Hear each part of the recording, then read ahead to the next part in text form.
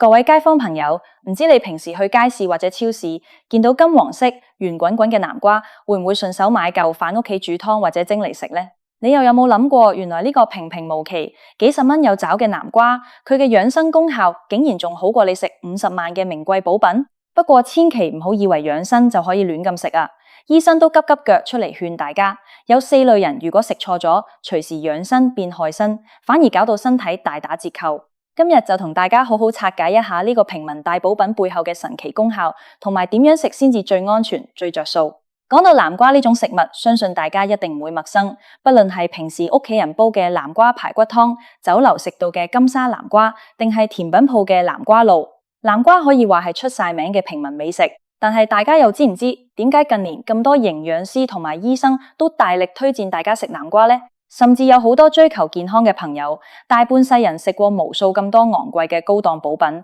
去到60幾、70歲，先至赫然發現，原來一直被自己忽略嘅南瓜，先係真正嘅養生寶藏。首先，我哋嚟睇黑南瓜有幾咁厲害。南瓜裏面含有非常豐富嘅胡蘿蔔素，呢種物質喺我哋人體裏面可以轉化成維他命 A。對於各位每日都要睇手機、睇電視、睇電腦嘅現代人嚟講，維他命 A 簡直就係眼睛嘅救星，可以有效保護我哋嘅視網膜，預防眼乾同埋眼睛疲勞。而且南瓜裏面仲有好多膳食纖維、維他命 C、維他命 E 以及多種礦物質，好似鉀、鎂、鋅等等。呢啲營養素加埋一齊，可以幫我哋抗氧化、提高免疫力，仲可以促進腸胃蠕動，幫身體排走毒素。你諗下，坊間嗰啲幾千蚊甚至幾萬蚊一盒嘅高檔補品，往往都係主打抗衰老、提升免疫力，但係南瓜只需要幾十蚊就可以提供咁全面嘅營養，呢個性價比真係高到你不敢想象，簡直可以話係天賜嘅平民補品。特別係對於各位關注血糖嘅朋友，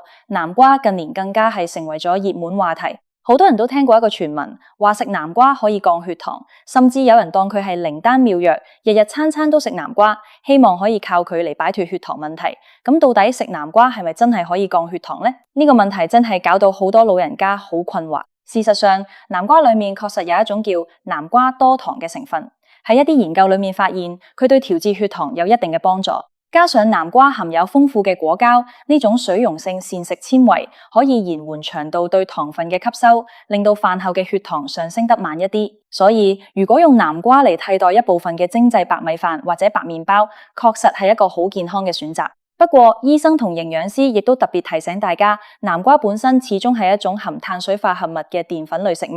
佢嘅升糖指數其實並不低。如果你以為南瓜可以降血糖，就完全不加克制咁大碗大碗咁食，甚至食完飯之後仲拿南瓜當水果或者零食咁食，咁樣你嘅血糖唔單止唔會跌，反而會一路飆升。所以大家千祈唔好聽信傳言，以為食南瓜可以取代藥物或者隨心所欲咁食。正確嘅食法應該係將南瓜當成主食嘅一部分，食咗南瓜就要相應咁減少白飯嘅份量，咁樣先至可以達到穩定血糖嘅效果。既然南瓜咁有營養，又對身體咁多好處，咁係咪人人都可以放心大吃特吃呢？答案絕對係唔係。醫生就特別提醒，有4類人群喺食南瓜嘅時候要非常小心，甚至要盡量避免。如果唔係，隨時會食出問題，搞到身體不適。第一類人就係腸胃容易脹氣同埋消化不良嘅朋友。雖然南瓜嘅膳食纖維對腸道好，但係南瓜同時亦含有比較多嘅澱粉質同埋可腸道發酵嘅糖類。如果本身腸胃功能比較弱，或者平時已經好容易胃脹、打嗝、放屁嘅人，一次過食太多南瓜，呢啲澱粉同纖維喺腸道裏面被細菌發酵之後，會產生大量嘅氣體，令到你腹脹難受，甚至引起胃酸倒流或者胃痛。所以呢類朋友如果想食，一定要控制份量，一次食少少，而且一定要徹底煮熟、煮爛先好食。第二類人就係患有慢性腎臟病嘅患者，呢一點非常之重要，好多人都忽略咗。南瓜係一種高鉀嘅食物，每100克南瓜裏面嘅鉀含量相當高。對於身體健康嘅人嚟講，鉀可以幫手排出體內多餘嘅鈉，達到降血壓同埋去水腫嘅效果，係一件好事。但係對於腎功能不全或者有慢性腎病嘅朋友嚟講，佢哋嘅腎臟已經失去咗有效排泄過多鉀離子嘅能力。如果食咗太高鉀嘅南瓜，血鉀濃度一旦過高，就會引致高血鉀症，輕則會覺得肌肉無力、麻痹，重則會影響心律，甚至有生命危險。所以腎病患者食南瓜之前，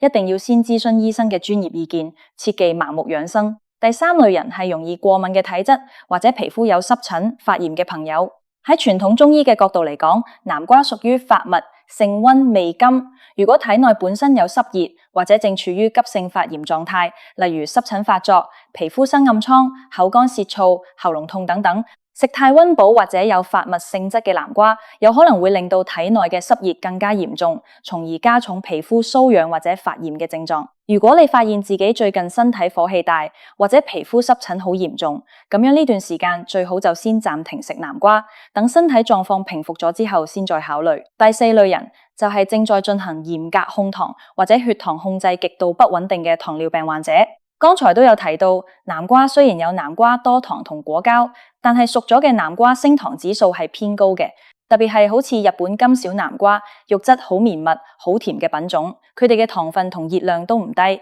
如果血糖指數正處於非常波動嘅階段，或者未掌握好食物分量嘅替換方法，盲目將南瓜當成健康蔬菜咁大量食用，好容易造成血糖大起大落。呢類朋友如果想食南瓜，最好揀一啲水分比較高、甜度比較低嘅普通南瓜，而且分量要嚴格控壓喺半碗以內，同時一定要扣減相應嘅飯量，食完之後亦要定時測血糖，咁樣先至最安全。講咗咁多禁忌，大家可能會問，如果我唔屬於呢四類人，平時食南瓜又要注意啲乜嘢呢？點樣食先可以將南瓜嘅營養價值發揮到最大呢？第一係煮法有講究，好多人中意食油炸南瓜、金沙南瓜，或者喺南瓜裏面加好多奶油、糖嚟做甜品。呢啲做法雖然好食，但係會加入大量嘅油脂同糖分，原本好健康嘅平民補品，一下子就變咗高熱量、高脂肪嘅健康陷阱。最推薦嘅烹調方式係蒸、煮、湯或者清炒，咁樣可以最大程度保留南瓜嘅營養，又唔會增加身體嘅負擔。加上胡蘿蔔素係脂溶性嘅，喺烹調嘅時候落少少好嘅植物油，例如橄欖油或者花生油，反而可以幫手提高胡蘿蔔素嘅吸收率。第二係南瓜皮同南瓜子千祈唔好扔。好多人煮南瓜會將南瓜皮刨得乾乾淨淨，其實南瓜皮裏面含有非常豐富嘅膳食纖維同植化素，只要用刷子將外皮徹底洗乾淨，帶皮一齊蒸熟嚟食，口感一樣好正，營養仲更加全面。至於南瓜子，更加係一個隱形嘅營養寶庫。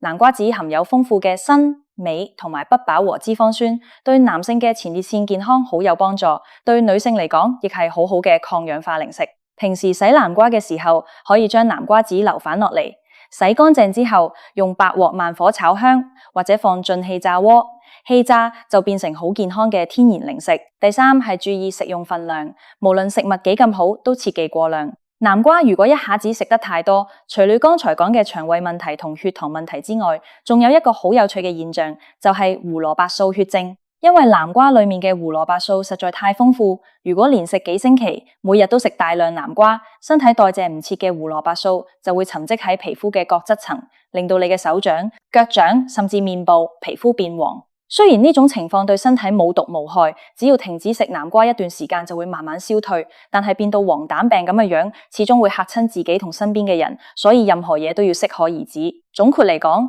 南瓜絕對係一個物美價廉、營養價值極高嘅天然養生聖品。只要我哋了解自己嘅體質，避開剛才提到嘅四大禁忌，學會正確嘅烹調同替換方法，大家就可以食得安心又健康，輕鬆享受呢個平民補品帶嚟嘅種種好處。希望今日嘅健康資訊可以幫到大家。如果你覺得呢啲健康小貼士有用，記得分享俾屋企人同身邊嘅朋友，一齊食出健康好體魄。